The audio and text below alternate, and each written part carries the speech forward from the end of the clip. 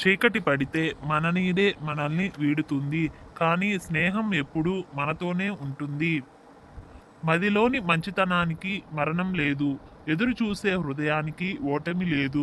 అనుక్షణం తపించే స్నేహానికి అవధులు లేవు.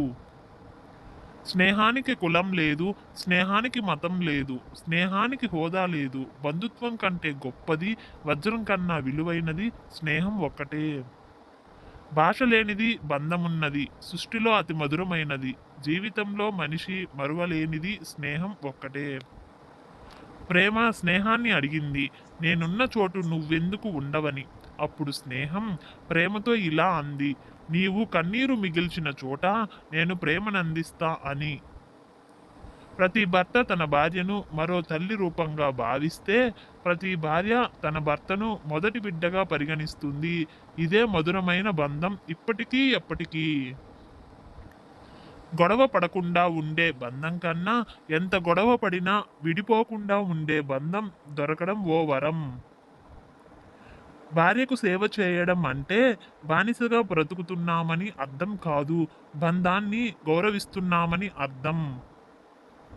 తన భర్త ఆదాయం, ఖర్చులను గమనిస్తూ తనకు సంబంధించిన ఖర్చులను తగ్గించుకునే భార్య దొరకడం నిజంగా ఒక వరమే.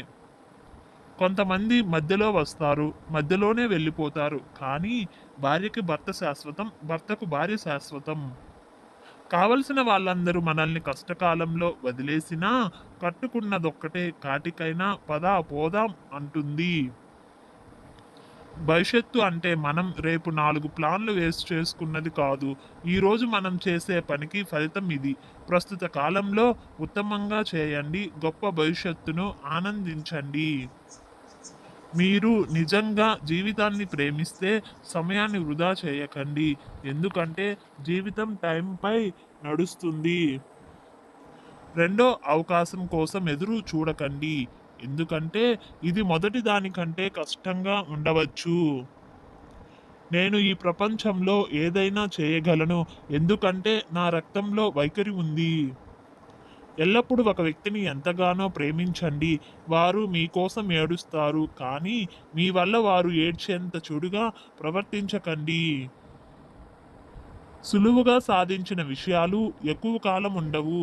ఎక్కువ కాలం ఉండేవి సులభంగా సాధించబడవు. విజయం నుండి సంబంధం వరకు అన్ని సందర్భాల్లోనూ నిజం. ప్రతి హృదయానికి బాధ ఉంటుంది. భావ వ్యక్తీకరణ ఒక్కటే వేరు. కొందరు కళ్ళల్లో దాచుకుంటే మరికొందరు చిరునవ్వులో దాచుకుంటారు.